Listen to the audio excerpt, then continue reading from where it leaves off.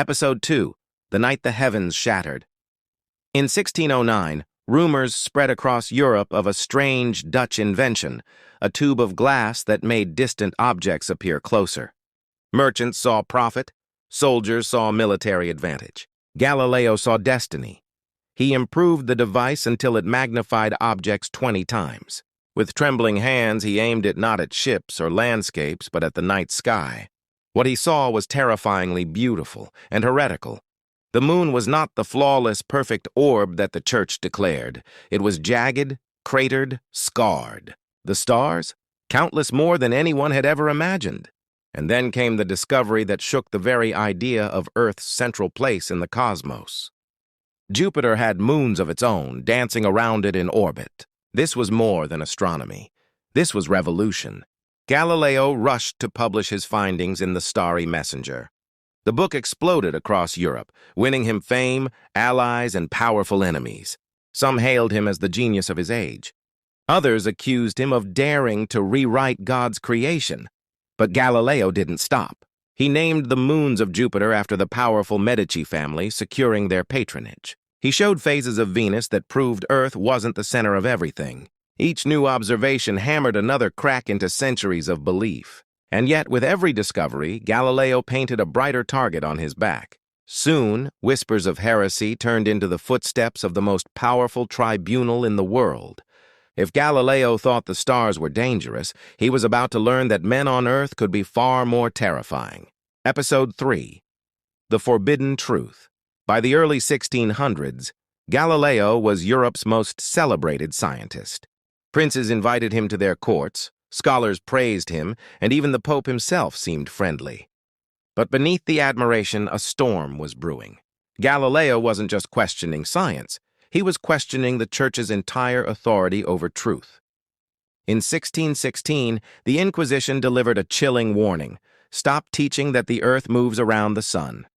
To defy them was to risk torture, prison, or worse. Galileo promised to remain silent. But silence was not in his nature. For years he worked in the shadows, waiting. When Pope Urban VIII rose to power, Galileo thought he had found an ally. The new pope gave permission for Galileo to write about the solar system, as long as he treated it as a theory, not fact. Galileo accepted and began crafting his masterpiece, Dialogue Concerning the Two Chief World Systems. But Galileo, brilliant and fiery, couldn't resist. His book favored the heliocentric model so convincingly, so elegantly, that the old Earth-centered view looked absurd. Worse still, the character defending the old view sounded foolish, arrogant, and suspiciously like the Pope himself. Enemies of Galileo rushed to Rome with the book in hand. The Pope felt mocked, humiliated, betrayed. Galileo, once the darling of the papal court, was now a marked man. The summons arrived. Galileo was to face trial. His mind had wandered into the heavens, but now his fate would be decided in the darkest chambers of Rome. And what happened next would echo across centuries. Episode 4, The Trial of the Century. It was 1633. Old, frail, and nearly blind, Galileo was dragged before the Inquisition. In a chamber lit by flickering torches, he stood alone against judges in black robes. They accused him of heresy, of spreading dangerous lies, of undermining the very foundation of faith. Under threat of torture, Galileo did what no one expected. He bent his knees. He recanted. His words, written and spoken, denied what his eyes had once seen through the telescope. I abjure, I curse, I detest. With those words, the greatest scientific voice of his age was forced into silence. The verdict, guilty; his sentence, house arrest for the rest of his life.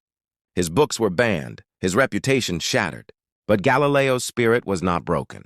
Within the walls of his confinement, he secretly wrote 2 new sciences, smuggling his ideas across borders. It would become one of the cornerstones of modern physics, laying the groundwork for Newton himself.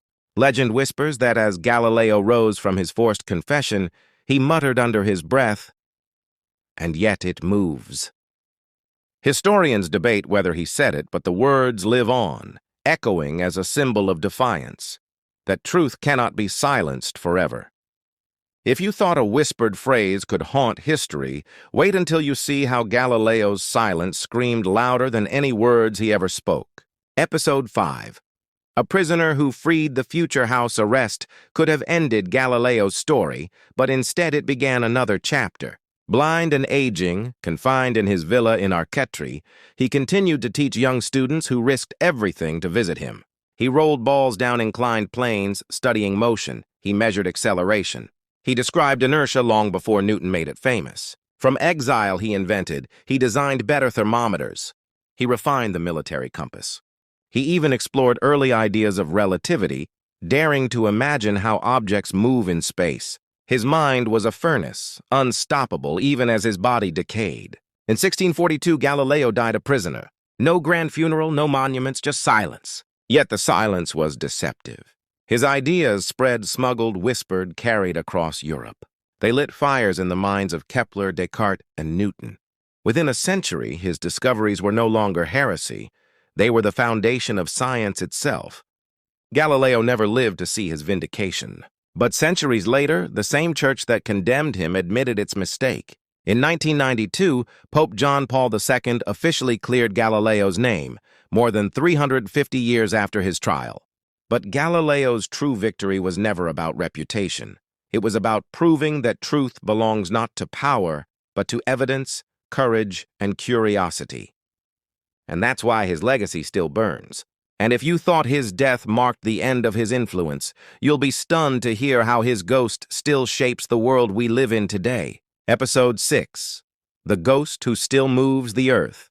Galileo's body turned to dust long ago, but his spirit remains alive in every clock that ticks, every rocket that launches, every equation that describes the universe. His work on pendulums helped us build accurate timekeepers. His laws of motion laid the groundwork for Newton's Principia. His courage to challenge authority became the blueprint for scientific freedom. Little-known fact, Galileo also sketched designs for machines of war and even for a rudimentary microscope. He wasn't just looking at the heavens, he was shaping the tools that still shape our world. Even the phrase, "and yet it moves," whether myth or truth, became a rallying cry for generations of scientists who refused to bow to ignorance. Today, he is remembered not as a heretic, but as the father of modern science. Galileo's life reminds us that the pursuit of truth often comes with pain, risk, and sacrifice. But it also brings light so powerful it can never again be extinguished. If you find this video adding value to your life in any way, please take a moment and subscribe and like. And if you want to go further, write one word, value, because it helps with the algorithm so other people who need it can find it. It is free, and it's a way to give back to me. Please subscribe, like, and comment. Thank you. Imagine a boy standing in the great cathedral of Pisa. Candles flicker, prayers echo, and his eyes fix on something no one else notices. A chandelier, swaying gently back and forth. To everyone else, it's nothing more than a lamp. To Galileo Galilei, it's the rhythm of the universe itself. He times the swing with his own heartbeat and realizes something extraordinary, that no matter how far the chandelier moves, the time of its swing stays the same. That single observation would one day revolutionize how the world measured time. Born in 1564 in Pisa, Galileo was the son of Vincenzo, a struggling musician who taught him not only how to survive in a world of poverty, but also how to question. His father often argued against authority in music theory, refusing to bow to tradition. Galileo inherited that defiance, but aimed it at the universe. At first, his father pushed him into medicine, wealth, security, stability, but Galileo had no patience for memorizing cures.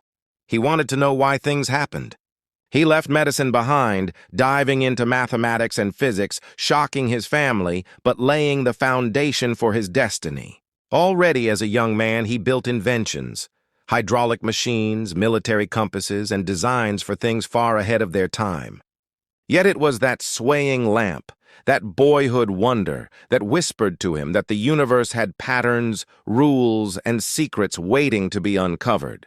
And soon he would discover something that would turn him from a student into a rebel, and from a rebel into the most dangerous thinker in Europe. If you thought a boy timing his pulse against a swinging lamp was impressive, wait until you see what he does when he first points a telescope at the sky.